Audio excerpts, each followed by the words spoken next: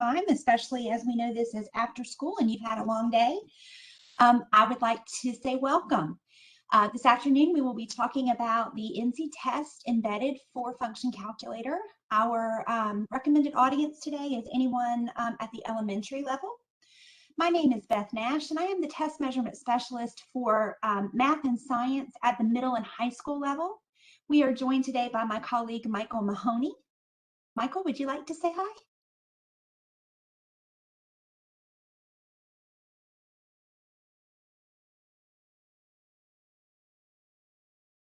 Well, Michael is here with us. He is the test measurement specialist for elementary reading, math, and science. Behind the scenes, we have my colleague Stephanie Boyd, who is going to be your best friend if you're having technical difficulties. And the main event today is Nolan Doyle, and I'll be turning it over to him in just a few moments. Before we do that, I'd like to just do a couple quick background slides, a little bit of kind of frequently asked questions. We are recording today's webinar. We are expecting about 500 folks, so for that reason, everyone has been defaulted to mute. As I said, the webinar is being recorded. We will be posting it to the DPI website, but that will take a little bit.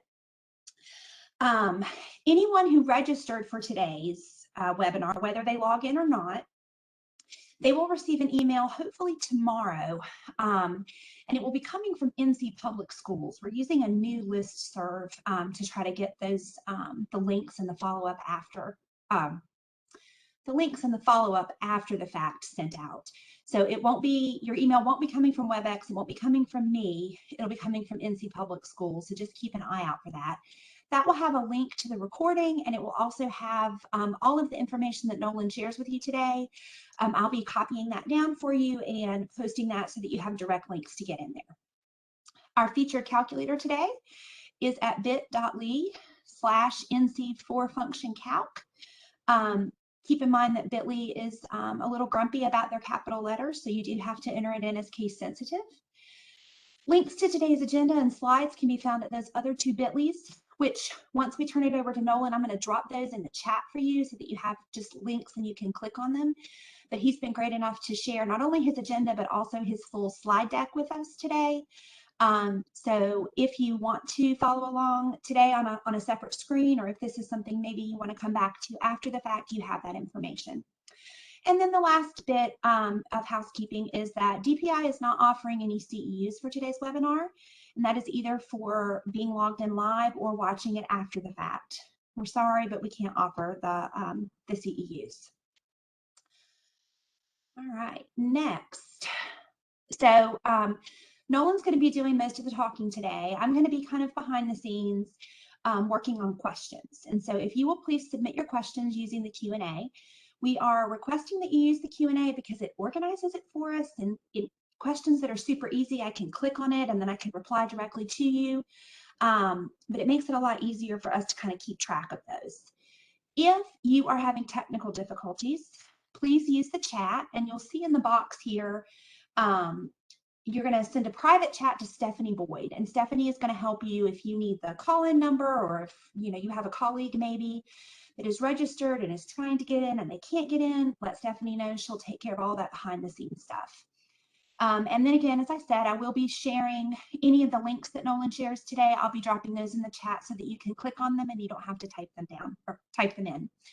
Also, keep in mind, you're going to get a recording of this, and you're going to get links in an email that have all of the information that's being shared today, so you don't have to worry about writing down. Maybe you're a person who would just like to kind of sit and absorb. We want to cater to you folks, and then we also want to cater to those of you who, like me, are running 3 screens and you have lots of stuff going on at any given time.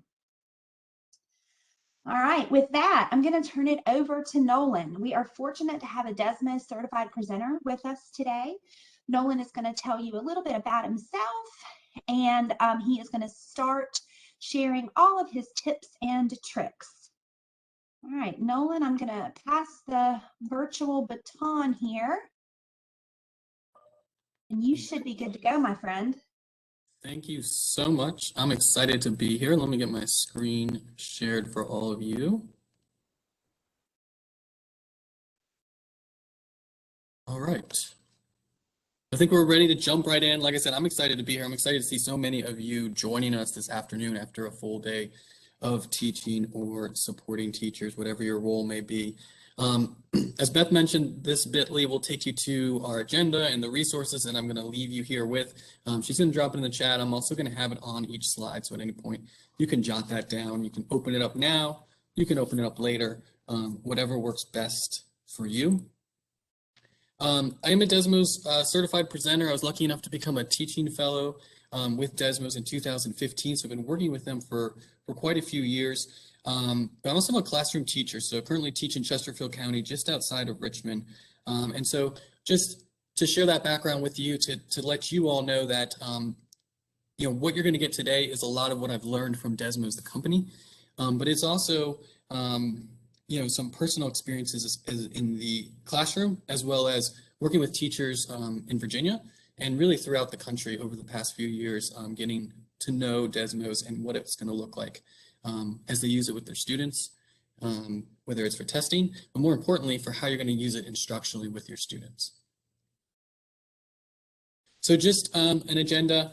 You've got the bit.ly, as I mentioned, but just an overview. We'll go through some introductions, and after those introductions, we're going to briefly explore that 4-function calculator, focusing mainly on how to access the version that is specific to North Carolina, and then what the differences might be with if you were to access the public-facing version of that 4-function calculator. Then we're going to get into my favorite part. We're going to do some math. You're going to experience a lesson through the activity builder from a student perspective. Well, then I model some different teacher moves that are possible with the amazing teacher dashboard. Hopefully wow you and inspire you with some of those tools. And then finally, we're going to look at some basics of building with Desmos. I'm going to demonstrate how to edit maybe an activity that's already out there, and you just want to kind of personalize it a little bit or edit it to fit your needs. And then we're going to finish up with some Q&A. I want to be clear kind of like what the learning goal is not. You're not going to leave this 1-hour webinar an expert by any means.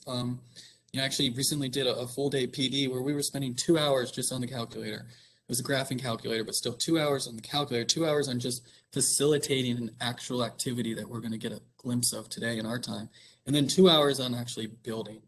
And it still wasn't enough time. So in our hour today, what I'm focused on is really showing you what can Desmos do. I'm not gonna have the time, or with this many participants being virtual, to really click all the things at our own pace. But what I hope to provide you with is then the resources for what next. So I'm focusing on today. What can Desmos do? Give you that clean, clear overview of what's possible. Hopefully don't get overwhelmed, right? You don't need to leave here and, like I said, be an expert or start jumping into every little thing. But again, think about what's next, and then what resources that I'm going to share with you are going to be essential for you as you move into that what next stage, as you work on your own, or then reach out to people at Desmos, reach out to me, reach out to your colleagues as you continue to learn and grow with these tools. So just a little background on Desmos itself. Desmos believes all students are brilliant, and that our job as teachers is to tap into that brilliance to help students learn math. And hopefully that belief will come out very, very clear in the tools that they've provided teachers and students. And all the tools you're going to see today are free and will always remain free. So that includes that 4-function calculator, that includes the activities we're going to run, any activities that you create. So those are the wonderful calculators and activities that are already free and will remain free for you to use. The Desmos company is also guided by specific equity principles and pedagogical philosophy, which we will not have time to get into detail. Some of those things will kind of expose themselves as we go through, but we invite you to learn more about those on our website. Everything at Desmos can be found on desmos.com. As we move specifically into activities, as you do an activity from the student perspective and what your students would do, you would access that from student.desmos.com. And the activities that we will see and search and even build a little bit can be housed at teacher.desmos.com. So in my head, I like to think about, okay, we've got these calculator tools, desmos.com, and then these activities from the different student and teacher perspectives. And we'll dig into those sites as we go. So let's start looking at the 4-function calculator. Want to focus again on the differences between what Desmos offers. Okay, so we can access the Desmos calculator if we go to desmos.com, and under math tools, we have all the different calculator tools that are here. And so we could pull up that 4-function calculator. But the one specific to North Carolina is a little bit different. And one way you can get to it is going to test practice. But honestly, I think the best way to access the North Carolina one and all the great information you need is under resources and assessments. So resources and assessments. I'm also providing you direct links to these things in the agenda, which I'll show you in just a minute. So when I go to resources and assessments, I'm going to scroll down to the big map. Just a few years ago, I was really advocating for Virginia to get it on their end of course testing. There were not this many dark blue states. Those signify all the states that have Desmos embedded in some way in their end of course testing. So it's grown quite a bit. But I'm going to click on North Carolina. And the first thing I'm going to look at is this PDF.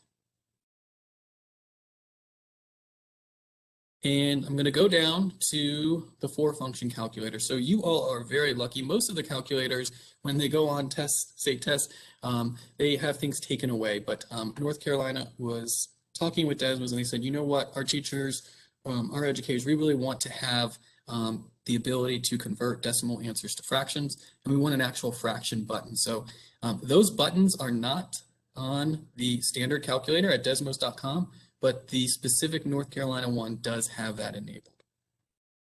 So I can get to that calculator. And if I can interrupt for just a moment, Nolan, the reason those are enabled is due to feedback from this same webinar last year. We heard overwhelmingly that teachers, elementary school teachers in North Carolina needed that. And our wonderful partners at Desmos, they made it happen.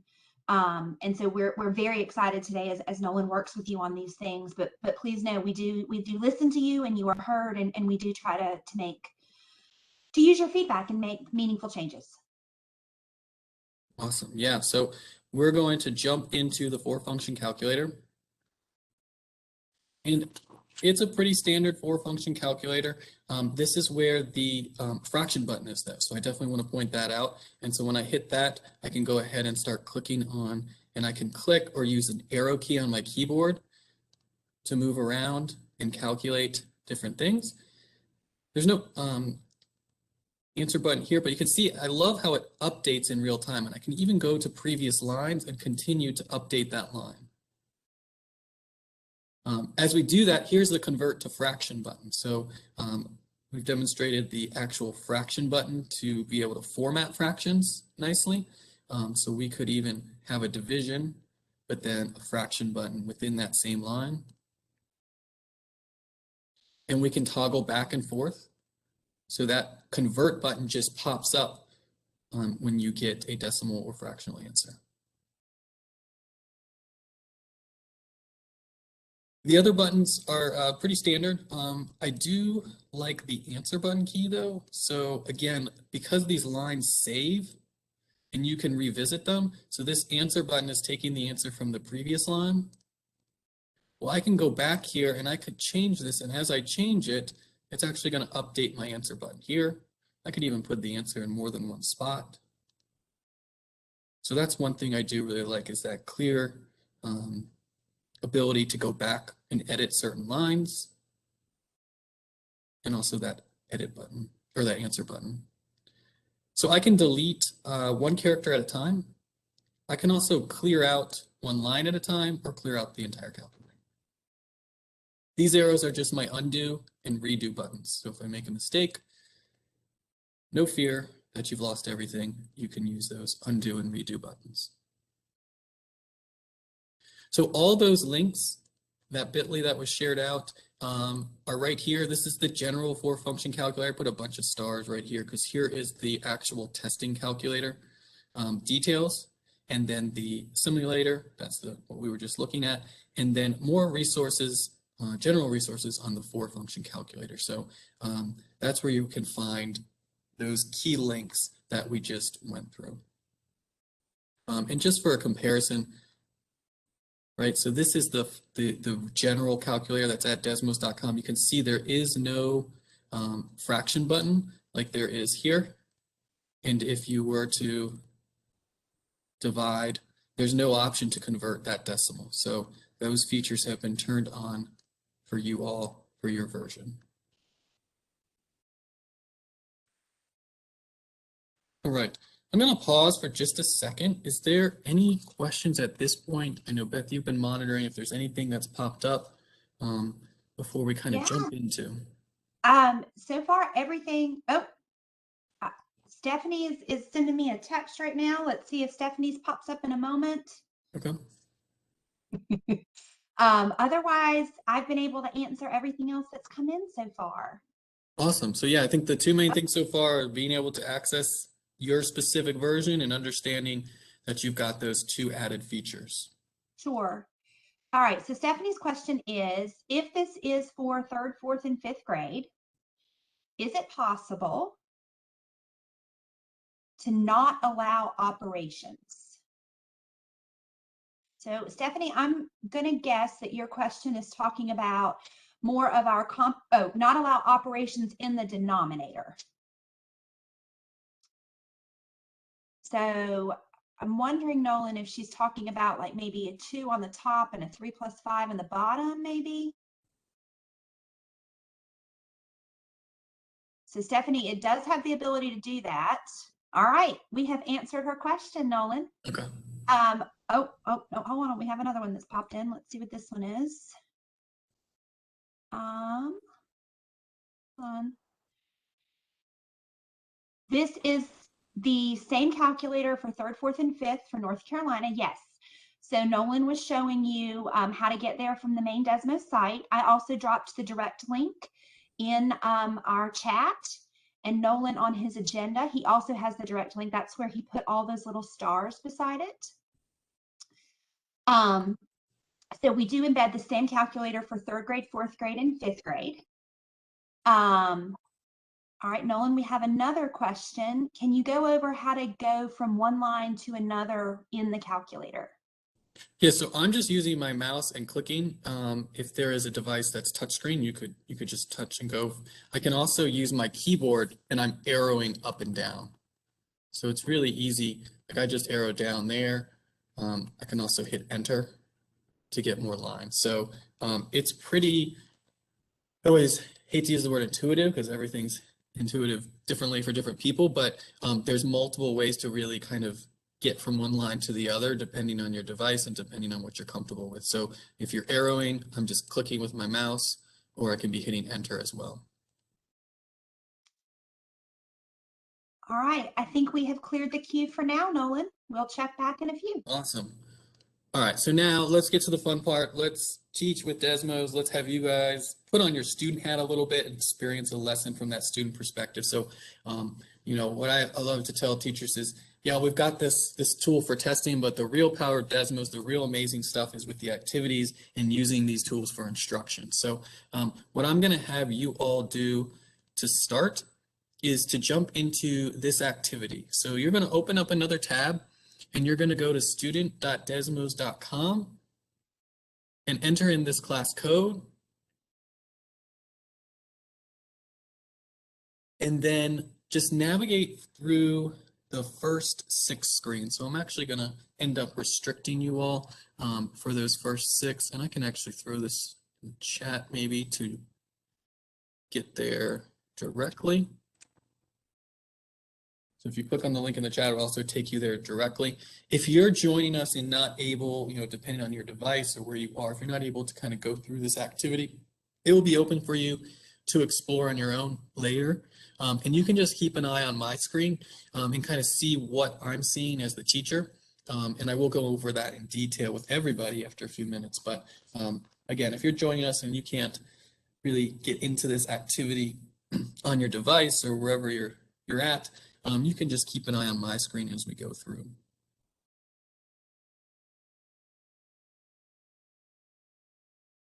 So as you enter, you'll notice it's telling you that the next few screens, screens 2 through 6, are a few screens that I pulled from a larger activity. So due to the time constraints, just give you guys a chance, you all a chance to navigate and get a feel for one of the activities.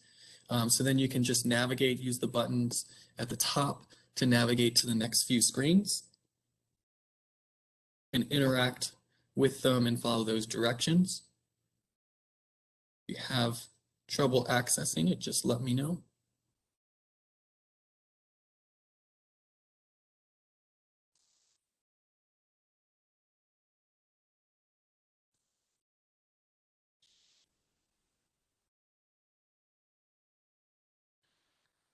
So again, you're going to student.desmos.com and entering in this class code. The link is also in the chat. I'm going to pull it down, but if you still need it, that class code is up here at the top of my screen.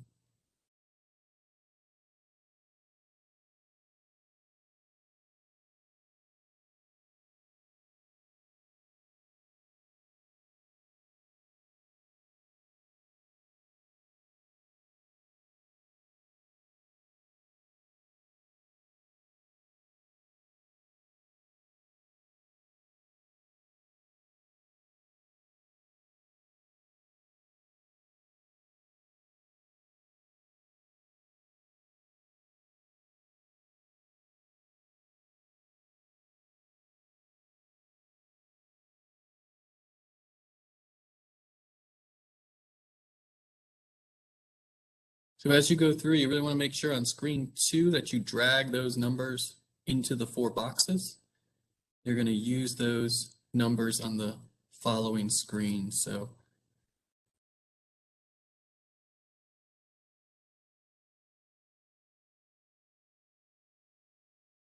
if you need to look at my screen and I can model what you're doing on screen 2, you're going to click those points. You're going to drag them, it can be any 4, into those boxes. And then you're going to use those numbers that are unique to your choices through the next few screens.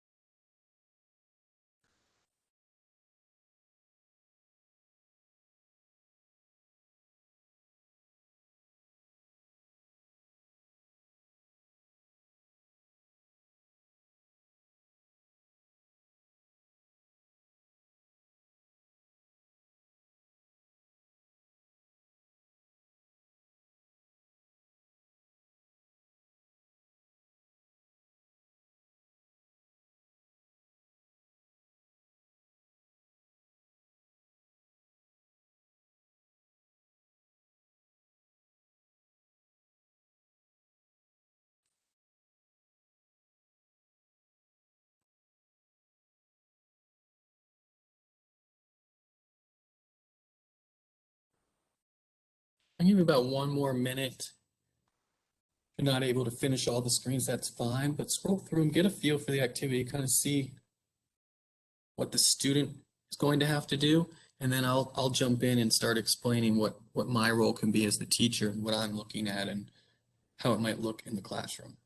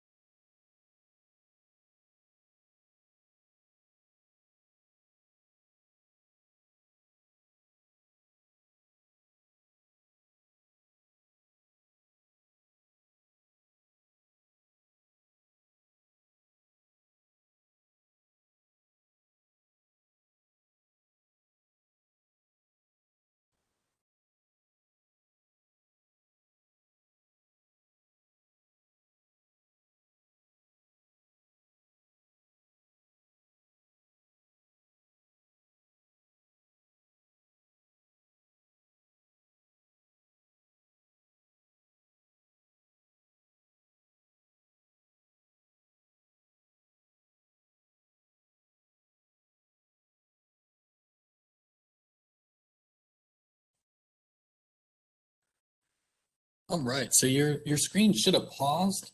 Hopefully you're not too frustrated by that. I probably should have given you a warning, but that's something I can do from my dashboard to do exactly what I want to do now, is which direct your attention back to my screen and maybe come back together as a group after having worked individually for a while. So definitely probably want to give some warning, not like me just now, so your students don't get frustrated or they have a chance like, hey, I'm going to pause in about 30 seconds, finish up what you're on.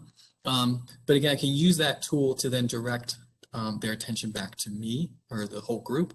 So I'm going to invite you to go ahead and direct your attention to my screen again, back in this tab here. And what I want to share with you is the teacher dashboard. So as students are working, this is what I can see as the teacher. There are certain views that I'm going to run through here. And what I can see, I'm currently in the summary view, which is what, when you open this dashboard up, you will see, I'm going to see all the students that have entered, 121 students, so it is lagging just a little bit here. Not used to that many students in there. And I can see their progress. So I can see which slides maybe they've done correctly, which slides they've interacted with. There might not be necessarily a correct or incorrect answer. There might be more that I need to go in and look at. But I get this quick overview of what screen students are on, which ones they visited. I can notice, okay, hey, they haven't completed this screen. They need to, I can look at their screen specifically when I click on that. And this would signal to me that, hey, maybe I need to stop the group and go over the directions for this together. Or maybe we need to, I need to go over and work with them individually to make sure, hey, pick some numbers and drag them into these boxes down here. So with that summary view, you'll notice these names are actually mathematician names. So you can learn more about that with this link here. But I can go back and forth. So what's great about this is ultimately I'm going to use this dashboard not only to monitor students and see their work and their thinking, but to display their work. So when I would display it in front of the class, I don't want students worried about, okay, who's right, who's wrong, who has that kind of silly answer, or, you know, people to be embarrassed by things I might be sharing that are wrong. Some of our best conversations can come from those incorrect answers that still have some really interesting thinking going on. So I can throw up the anonymize button. So when I get to sharing student work, no one knows whose work it actually is. This is also where I've been able to pace. So I'm going to go ahead and unpause you just in case you want to explore on your own while I'm talking, but I've paced you for the first 6 slides. So I can pace one screen at a time, and we could all basically work through this activity together. So especially maybe the first few times you're running a Desmos activity, you don't want to just let them go completely wild. Maybe we're going to, you know, be on screen 1 and then we'll all move to screen 2 together. And that's where I can pull up the student view. And I could really work and show, hey, okay, everyone, you're on screen 2. It should look like this. And you should be dragging your numbers into the blanks down here. Again, this is lagging a little bit just because we have so many students in here, but that's how I would maybe use the student view. I can also come up with maybe an example that students didn't come up with that I want to talk about. You can paste, like I said, a range of slides. So now, okay, work on slides 2 through 4. Or don't pace at all and just let them go completely at their own pace. Okay, so you have some options there. These are actually called the classroom conversation tools to help you kind of create an environment where you can pause, direct their attention to our discussion, or anonymize so we can display that work when we're discussing student responses. Okay, so summary view. Just a quick overview, where is everyone at? Maybe someone's going too fast, maybe someone's dragging behind, I need to help them out. You can see who's right, who's wrong, and that quick overview. Student view, maybe I want to demonstrate how to work through the slide. The teacher view is now, I can click teacher view, or I can click on a screen, and this is where I can really see everyone's work in real time. So this is going to update in real time. Let's get to an interesting screen where you guys had to actually give some responses, screen 5, and really let me know your thinking. So while you were working, if you weren't looking at my screen, what I was doing was I was just scrolling. And I was saying, this is when I'm starting to pick out what do I want to talk about. I want to talk about student responses. And you'll notice this little camera icon. So I can start preparing responses that I want to go through by clicking this camera icon. And what will happen when I click that camera icon, is it will say snapshot captured, and then this number up here, I've already captured 3 of them, will go up to 4. So I've captured that, and it bumps up to 4. So while students are working, I can see they're thinking, everyone's thinking as I scroll through, and I can start to organize which responses I want to go over and what order I want to go over them. So now, when I'm ready to pause the class, bring them back here, again, their names won't show up. You can even put them in the presentation where their names won't show up. We can talk about, okay, yeah, we want to use the largest numbers, and I'm going to probably start with more informal that aren't complete answers yet. You know, sometimes when we call on students, and that student who usually wants to volunteer is that student who's got the perfect answer already, and that kind of breaks away the discussion, right? We're going to work up to that correct answer. So, okay, well, yeah, you definitely want to use the largest numbers. And we're going to validate that thinking that's a great strategy. But now, do we have to use them in a specific way? Okay, so how do we think about now place value? And maybe they're not using that vocabulary specifically, right? But they kind of know, hey, the one spot needs to be where the greatest number is. And then the next greatest numbers are going to be in the 10th place. And so they may be using more informal language, or they might be using some of the formal language incorrectly, and that's okay. To click any arrangement is how we're starting. Also recommends, if it's possible, I know with conditions these days, it's not always possible. We have 2 students per 1 device. That has been awesome. I know pre-pandemic, that was my go-to with Desmos activities because kids are going to have to talk together. Yeah, one might start to dominate, so you got to keep an eye on that. You got to set some norms, but if they're working individually, it's quiet in the room. If they're working in pairs, it gets loud in a good way, right? They're talking about math. So those suggestions are there on the teacher moves as you scroll through, so you can use those as you're planning, as well as you're actually giving the lesson. I'll tell you about the dashboard. Hey, they actually calculated the greatest possible value. Here's what it's going to look like, sample responses. So those are there to support you.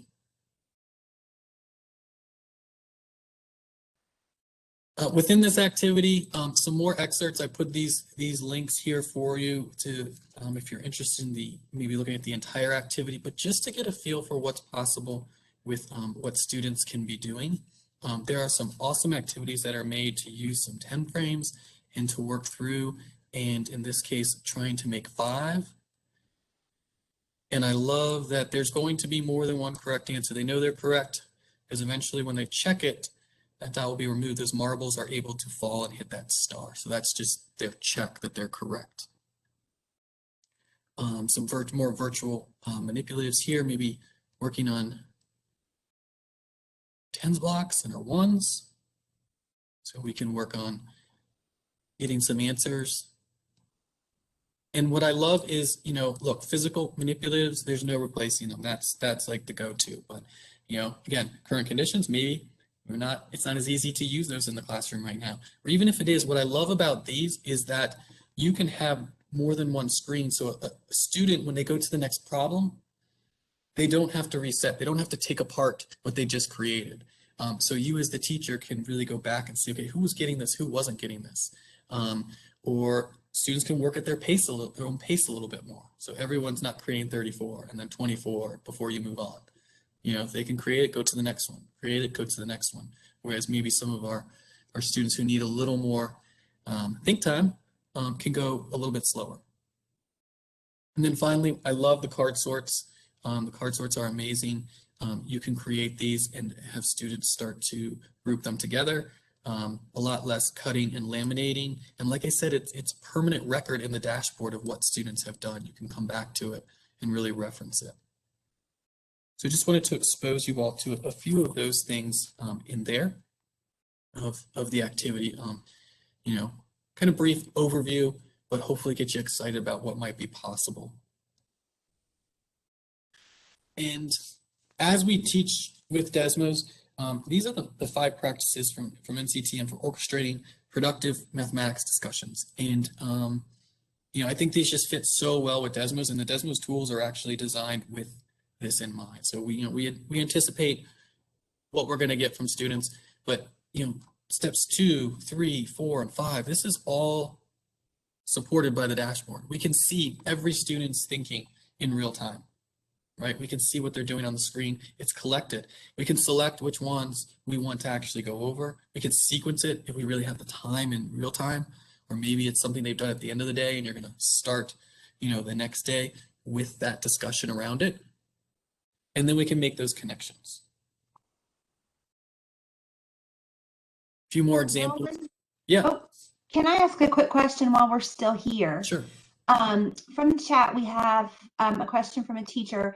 Do the student activities have to be done whole group, or would it be possible for the teacher to be working with a small group and then be monitoring students who are working independently on Desmos activities? Yeah, so this is, last year when I had in-person, out-of-person, we had synchronous, asynchronous. You can give this class code to students. You don't, you can, however you want to distribute it. And they can be working in the classroom. They could be working, at home. They could be working on Monday on it. They could be working on Wednesday on it, whenever they get to it. So once you create that class code, you're able to give that out to students and they can join this activity and come back to this activity as long as they've logged in. And it will save, everything saves on its own. Awesome. And then one more question, and then that'll clear us out for the moment. Are there already built activities in Desmos for grades 3 through 5? Yes, and we'll get through those resources in just a minute. Absolutely. And that's where I would start, because use what's out there already. Absolutely. Absolutely. All right. Thanks. Yeah, so just a few more examples to kind of really emphasize the idea that I love using Desmos for questions that have more than one way to think, right? We can ask students what's same, what's different. Or my favorite thing is to ask them questions, collect some student thinking where there's more than one way to think about it, and ask, okay, who's right? And usually it's more than one student is right. And so that discourse, that conversation you can have with students centered around their work is really important. Again, different ways to think about and count maybe objects, make some connections between multiplication and addition, right? And it's so much more powerful when these connections come organically through student responses. Like you can't underestimate that, where it's instead of like us telling them, hey, look, multiplication, we can think about it as multiplication, we can think about it as addition. But if it's actual student responses, these are actual student work, they're excited to see their work up there. They're more engaged, they're more connected with it, they're buying in. So I love that. Yeah, we could say, are these strategies the same? Are they different? How do you know, right? Like, how do we know this one is by eighths? And then I love this teacher move. I put this up here. A student's wrong answer is most likely the right answer to a different but related question. So I love trying to find wrong answers on the dashboard and then posing it up there and saying, okay, how can we change the question so that it is correct? So maybe something like this one, maybe a student put 5/8 in the wrong spot, but then we could turn it around and we could say, okay, class, help me change the question. They didn't find 5/8. But what did they actually find? And then we could go through it, and it helps validate that student who was wrong a little bit, like, hey, you do have some interesting thinking, you have some valid thinking there. And then it really ups the critical thinking and continues the thinking of your other students. Because sometimes once a student gets a right answer or even a wrong answer, their thinking kind of stops, right? We lose them from that discussion. So that's a way to keep them moving, pushing their thinking forward.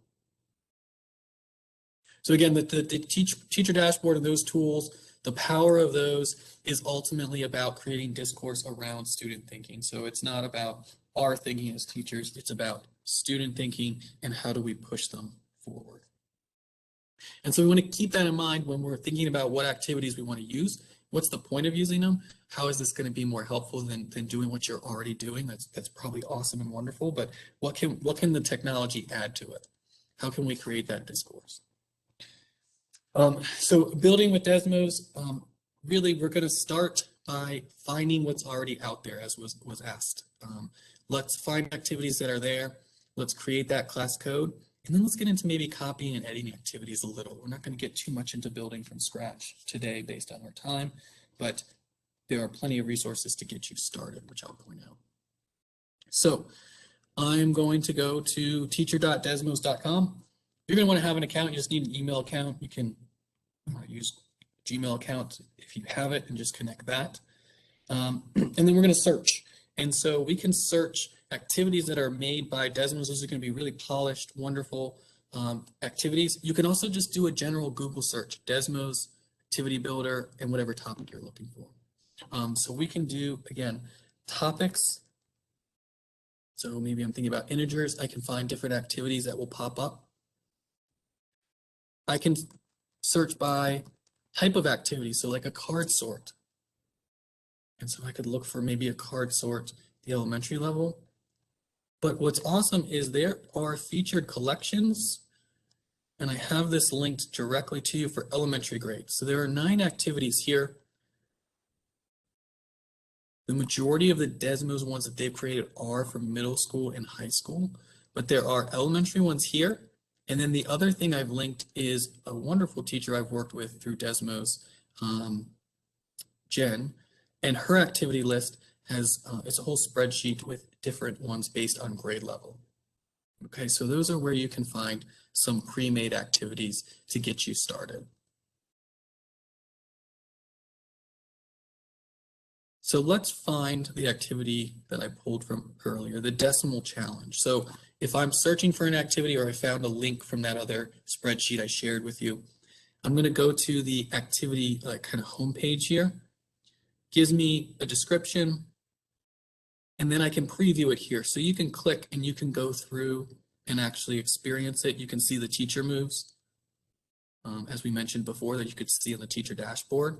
You can basically run those activities and see if it's something you want. If it's something you want, you can create classes. So students, once they join your class, anytime you assign it, it will pop up on their student.desmos.com account, or you can just do the single session code that we did today.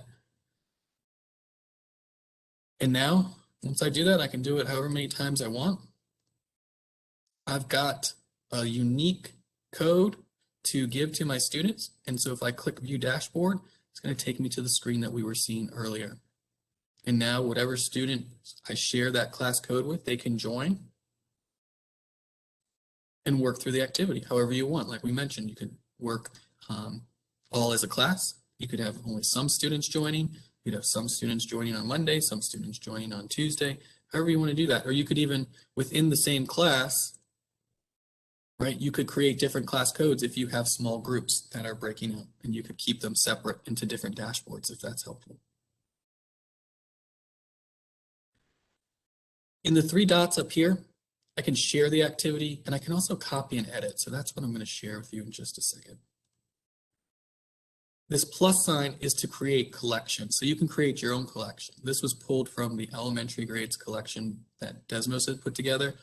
You can see I've, at this point, after last year, I used Desmos so much. I'm too many collections. I got to get organized, but I can go and add this to whatever classes I have or whatever group I want, and they'll show up here. So you can add them to more than one collection. Just a way to help you organize them. Let's look at editing it. So like I said, I would try to use those pre-made activities that are already there.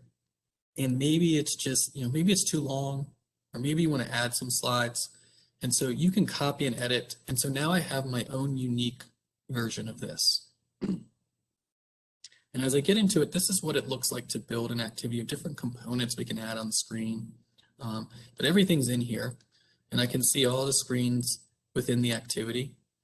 Maybe I don't want this extension at the end, so I'm going to go ahead and delete that last slide, make it a little bit shorter. And I can also add some screens. So one thing that I love is you can copy and paste any screen from an activity. And Desmos has these under featured collections, these starter screens. So these are not actual full activities to run. They're individual screens that you might want to use in an activity. So screens for checking in. Used a lot of this last year when I was teaching virtually, but now continue to be able to check in with my students every day a little bit. So maybe at the beginning of the activity, I just want, hey, let me know how you're doing today. And so I've opened this up in another tab. I'm just previewing it from that screen, right? So I'm in the activity for screens for checking in. This button up here is to copy this screen. So this will copy it. So I'm going to click that. It's copied. And then I'm going to go back to my other activity. Just click towards the beginning. And you can't see me doing this, but I'm going to hit Control V to paste. And I can click and drag to reorder, and I can put that at the front. And so if I hit preview at any point, this is what it's going to look like for students to start this activity. Just a little check-in, and then they can jump into the activity that we were working through. You can maybe change some text. Maybe there's some vocabulary that the activity uses that you're not using specific to your classroom, to North Carolina, whatever it may be, the standard you're trying to teach. So you can edit anything you want on these screens. And then once we're ready, we're going to go ahead and hit publish. And actually, I'm going to go back because I forgot to change the name. It automatically defaults to copy of. So this is a good chance to show you I can edit this activity. I could make another copy if I wanted to, but this is now my activity. And when I'm in the activity builder, I can click here, do that a little quick, but I'm just going to click at the top here, and I'm just going to change this. Maybe, and this is lesson 4.5, whatever, your organization numbering is, and I'm going to hit save. And now I'm going to republish it. This activity, like I said, would show up in a general Google search if someone happened to maybe come across it with their search. It will not show up for anyone else at Desmos, teacher.desmos.com. It will show up for me because it's mine. So if I start typing in lesson, you can see the lesson 4.5 is going to pop up for me. So I can search for it within my own teacher account. Again, I could add it to a collection to come back to. I could also save it, some of my lesson plans in Google Docs, so I usually have the links. Okay, I'm going to come back to this next year.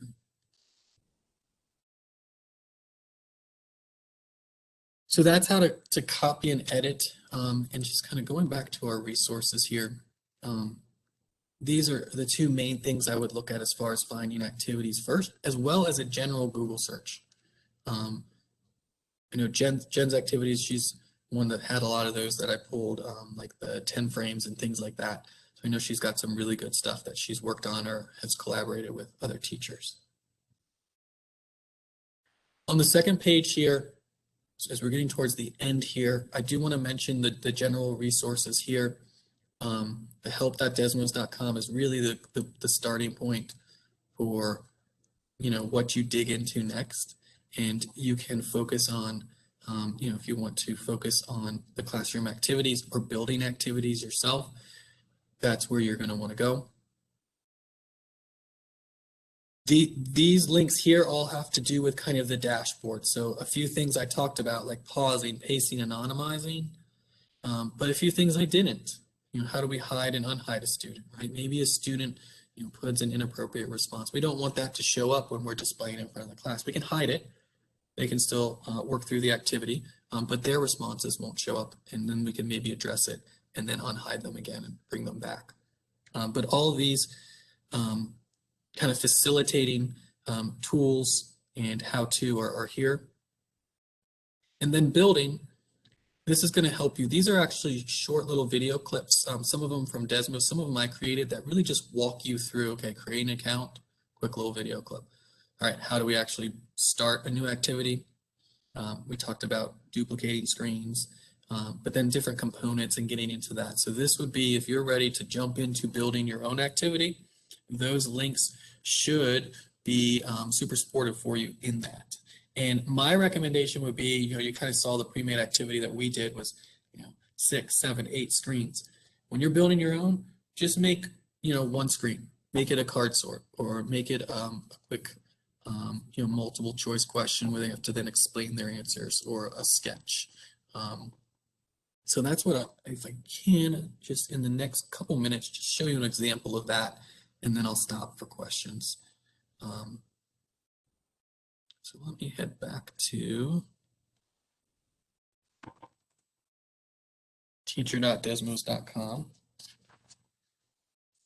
And again, those links will help you go at your own pace. But I wanted to just give you a little preview of what you can do. So if I go to custom activities, once I'm logged in, and I'm going to hit new activity. So these are kind of all ones I have edited or created. But I'm going to hit new activity, give it a name, and it will take me back to that building screen that we saw earlier, but no screens. And so I think a couple things I did just want to show with the components, because I think they're super useful for elementary, would be the sketch component. So when I add this sketch component, and then I'm also going to add a note. This is where I maybe put some directions. And then they can sketch over here. So if I hit preview, your directions would show up, and they can sketch in this box. Now what's cool is you can put any image you want them to sketch on top of. So I had a little dot card saved. So now preview, maybe, count the dots. How do you see, how are you counting them? And then maybe they're, grouping it 4 and 3. And then you can imagine on the dashboard, you're going to see all the sketches of your individual students, and you can pull and you can display maybe a couple of them side by side and get students to explain, how they're thinking about it a little bit more. So again, you're adding these components from the left side. You can even kind of organize it, click and drag the layout a little bit.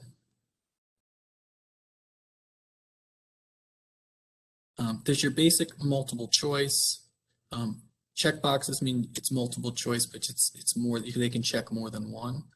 I like the ordered list as well. So maybe we want to order from smallest to largest. We give them some different representations of numbers. So I can quickly add my math type here. So when I hit the /, it's going to allow me to get that fraction formatted pretty easily. 0. And I can add as many objects as I want.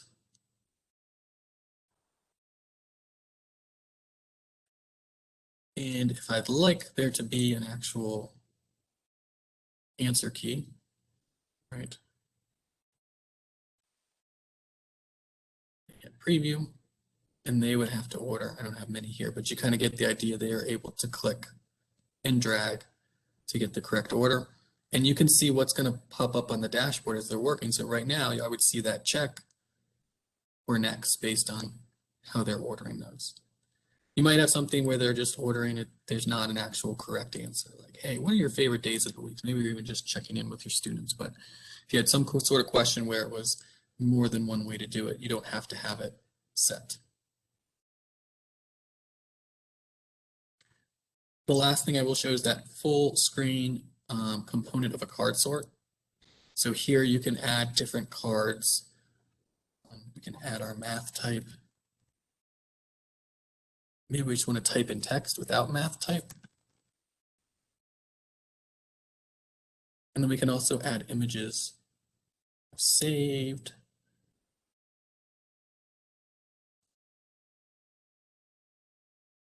And we can preview. And so students would need to be grouping the cards together. And you can set the answer key so that you'll see, it won't give the student direct feedback, but you'll see it on the dashboard. So you can see it says an X until that group is completely correct. And you can have as many groups as you want, as many cards as you want. Maybe some cards don't get a group, however you want to set up that card sort. So that was way too fast for building, but I just wanted to display a few of those components that I think might be really helpful if you wanted to just create a quick card sort, or one screen ordering things, or one screen sketching, and see some of those possibilities. So if that's something that you're interested in, this really walks you through these links here of how to create those activities. All right, and just coming back to those ideas of the dashboard, keep that in mind, when you're building, how do you want to use that dashboard to get that student thinking, and not only for you, but then to display, to have those conversations with your students. All right, so Matt, I'll check in with you to see if there's any questions that have popped up or are about to pop up. Yeah, we have one that I have not answered yet. Is there a limit on the number of classes that you can create? Not that I know of. So as far as I know, you can create classes. I didn't get into, so there's the classes and then like the class codes. So you can definitely create as many class codes as you want. And then your classes are where you could organize your students within that class. So they would only have to enter in a class code once. And then every time you assign the activity to that class, it will just pop up when they log into student.desmos.com. They'll see all the activities that have been assigned to that class. Excellent. All right, well, I'm gonna do one last cruise through the questions here, but Nolan, I want to say that just across the board, we are seeing such excitement in the comments and positivity and just some amazing feedback for everything you have done for us today. So Awesome. kudos to you. Well, thank you for being here. Like I said, it's awesome to see this many teachers here at the end of a day like this. So that's awesome. Absolutely, absolutely. Nolan, would you mind to give me the presenting privileges again? Sure. And I'm gonna hit the highlights one more time before we log off. We absolutely want to honor your time, and we want to make sure we start on time and we end on time. So I'm just gonna do these kind of frequently asked questions one more time. I've been recording, and probably it'll be tomorrow when you receive an email. That email will come from North Carolina Public Schools. We're using a new listserv due to the amount of folks that have registered. So look for that tomorrow. You'll be able to share that with your colleagues, maybe with your PLT. It will also have all the links that Nolan shared with us today. So everything will just be clickable for you. We are not offering any CEUs for our webinar today, and that's either for joining us live or for watching it after the fact. And once again, our contact information. Again, I'm Beth Nash. I focus mostly on middle school and high school math and science. We also have my colleague, Michael Mahoney, who is in charge of all things elementary. So elementary reading, math, and science. So if you have any questions that are related to our North Carolina tests, the purpose of today's webinar was to highlight the calculators that we embed in things like our check-ins, our new NC interims, and our EOGs. So if you have any questions related to testing in North Carolina or how we are embedding that calculator into computerized assessments, please hit either me or Michael up. If you have questions regarding the content of today's webinar, if you need some help with Activity Builder, Nolan is going to be your best bet for that, and we have his email here. Again, but all three of these emails will come to you tomorrow in an email as well.